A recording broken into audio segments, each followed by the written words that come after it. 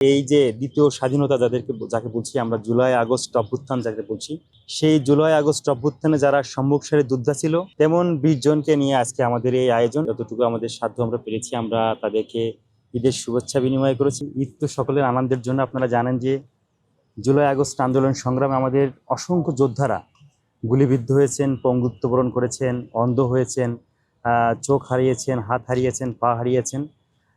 তো আমরা মনে করি ঈদ মানে তো আনন্দ, ঈদ মানে খুশি। এই ঈদের খুশিকে একটু সবার মাঝে ভাগাভাগি করে নেওয়ার জন্য আমরা এই যে দ্বিতীয় স্বাধীনতা যাকে বলছি আমরা জুলাই আগস্ট অভ্যুত্থান যাকে বলছি, সেই জুলাই আগস্ট অভ্যুত্থানে যারা সম্মুখ সারির যোদ্ধা ছিল তেমন 20 জনকে নিয়ে আজকে আমাদের এই আয়োজন। আমরা 20 জনের মাঝে আমাদের সাধ্যমতো আমরা যতটুকু আমাদের সাধ্য আমরা পেরেছি, আমরা তাদেরকে ঈদের শুভেচ্ছা বিনিময় করেছি এবং আমরা একসাথে দুপুরে খাওয়া দাওয়া করবো তাদের সাথে নিয়ে।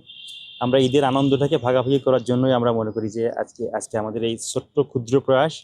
জুলাই আগস্ট সংগ্রামে যারা জীবন দিয়েছেন তাদের আত্মার মাগফিরাত কামনা করছি এবং যারা অসুস্থ অবস্থায় আছেন আমরা সবসময় যাতে জুলাই আগস্ট এই যোদ্ধাদের পাশে থেকে তাদের সুখে দুঃখের সারথি হতে পারি, আমরা সেই প্রত্যাশা ব্যক্ত করছি আজকের এই প্রোগ্রাম থেকে।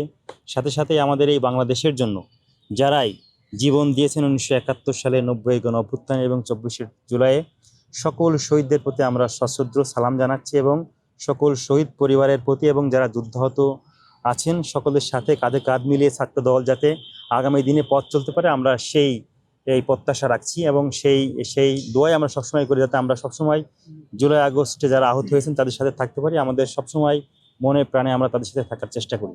দেখুন, যারা বলেন এটা তারা হয়তো মিথ্যা কথা বলছেন। ছাত্র দলের শুধুমাত্র একক ছাত্র সংগঠন হিসেবে জুলাই আগস্টে আমাদের 124 জন শহীদ হয়েছেন এবং আরো অসংখ্য যোদ্ধা অঙ্গহানি হয়েছেন, চোখ হারিয়েছেন, হাত হারিয়েছেন, পা হারিয়েছেন। আর শুধুমাত্র ছাত্র সংগঠন হিসেবে ছাত্র দলের 142 জন শহীদ হয়েছে। আমরা সবসময় গণতান্ত্রিক অধিকার আদায়ের আন্দোলনে সবসময় ছাত্রদল সোচ্চার ছিল, বিগত সময়ে ছিল, 24-এ ছিল এবং আগামীতেও মানুষের অধিকার আদায় প্রতিষ্ঠার জন্য যে আন্দোলন হবে সেই আন্দোলনের সবার আগে ছাত্রদল থাকবে বলে আমরা প্রত্যাশা রাখি। আমরা সবসময় আমৃত্যু এই শহীদ পরিবারের পাশে, যুদ্ধাহত শহীদদের পাশে, আমরা যুদ্ধাহত যারা আহত আছেন বা যারা আছেন আমরা তাদের সাথে কিন্তু আমরা মিলেমিশে কাজ করার চেষ্টা করব এবং তাদের পরিবারের পাশে, তাদের পাশে ছাত্রদল সংগঠন হিসেবে এবং ব্যক্তি হিসেবে আমরা সবসময় এই যুদ্ধাহত যারা আছেন তাদের পিছনে, তাদের পাশাপাশি থেকে আমরা আগামী দিনে পথ চলবো ইনশাল্লাহ। এই ঘটনা কিন্তু আপনি আমি ছাড়া বাংলাদেশের মানুষকে ব্যথিত করেছে। প্রধানমন্ত্রী নিজে তার বাসায় গিয়েছেন, কথা বলেছেন, স্বরাষ্ট্রমন্ত্রী গিয়েছেন, আইনমন্ত্রী গিয়েছেন। উদ্বুদ্ধ পরিস্থিতিতে যারা এগুলো বলেছেন আমি মনে করি যে এটা তারা অসৎ উদ্দেশ্য নিয়ে সেখানে ছিলেন। আমরা যে ঘটনাটি ঘটেছে মর্মান্তিক ঘটনা, আমরা এর দৃষ্টান্তমূলক শাস্তি চাই এবং আইনের যাতে কোনো প্রকার আইনের ফাঁক ফোকর দিয়ে এই আসামি যাতে কোনো প্রকার বাঁচতে না পারে আমরা সেটা চাই।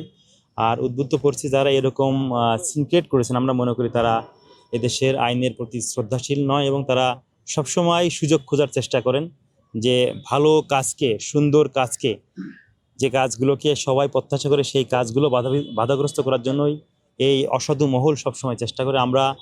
আমাদের প্রধানমন্ত্রী কিন্তু বারবার বলছেন সবার আগে বাংলাদেশের জনগণ, বাংলাদেশের গণতন্ত্র, মানুষের কথা বলার স্বাধীনতা, এ নিয়ে কিন্তু আমরা কাজ করে যাচ্ছি, উনিও কাজ করে যাচ্ছেন। আগামী দিনে বাংলাদেশ যে গণতন্ত্রের পথে যাত্রা শুরু করেছে সেই যাত্রায় ওনার সারথি হিসেবে আমরা সবসময় তার কাঁধের সাথে আছি এবং বাংলাদেশের মানুষ তার সাথে আছে, আমরা সেই প্রত্যাশা।